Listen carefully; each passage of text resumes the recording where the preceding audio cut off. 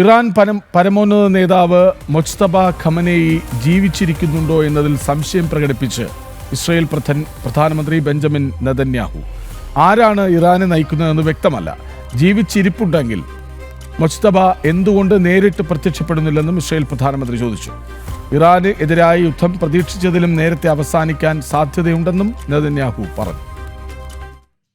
Mojtaba Khamenei ജീവിച്ചിരിക്കുന്നുണ്ടോ എന്ന് സംബന്ധിച്ച് തുടർച്ചയായി അഭ്യൂഹങ്ങൾ ഉയരുന്നുണ്ട്. നേരത്തെ ഡൊണാൾഡ് ട്രംപും ഇത്തരത്തിൽ സംശയം പ്രകടിപ്പിച്ചിരുന്നു. ഇതിനു പിന്നാലെയാണ് ബെഞ്ചമിൻ നെതന്യാഹുവും സമാന സംശയവുമായി രംഗത്തെത്തിയിരിക്കുന്നത്. ഇറാനെ നയിക്കുന്നത് ആരെന്നറിയില്ല, ജീവിച്ചിരിപ്പുണ്ടെങ്കിൽ എന്തുകൊണ്ട് മൊജ്തബ ദൃശ്യമാധ്യമങ്ങളിൽ മുഖം കാണിക്കുന്നില്ല എന്നിങ്ങനെയുള്ള ചോദ്യങ്ങളാണ് നെതന്യാഹു ഉന്നയിച്ചത്. യുദ്ധം വൈകാതെ അവസാനിക്കാനുള്ള സാധ്യതയാണുള്ളതെന്നും അദ്ദേഹം പറയുന്നു. I'm not sure who's running Iran right now. Mojtaba, the replacement Ayatollah, has not shown his face. Have you seen him? We haven't. And you've just done away with the choke points for forever.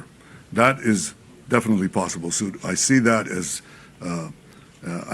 as a real change that will follow this war. But I also see this war ending a lot faster than people think. പരമോന്നത നേതാവായി അധികാരമേറ്റതിനു ശേഷം രാജ്യത്തെ അഭിസംബോധന ചെയ്യാൻ Mojtaba Khamenei നേരിട്ട് എത്തിയിരുന്നില്ല. അദ്ദേഹത്തിന്റെ പ്രസ്താവന ദേശീയ മാധ്യമം വാർത്തയ്ക്കിടെ വായിക്കുകയായിരുന്നു. മൊജ്തബയുടെ കാൽ ആക്രമണത്തിൽ നഷ്ടപ്പെട്ടതായും വാർത്തകൾ ഉണ്ടായിരുന്നു. ഇന്റർനാഷണൽ ഡെസ്ക്, ജനം.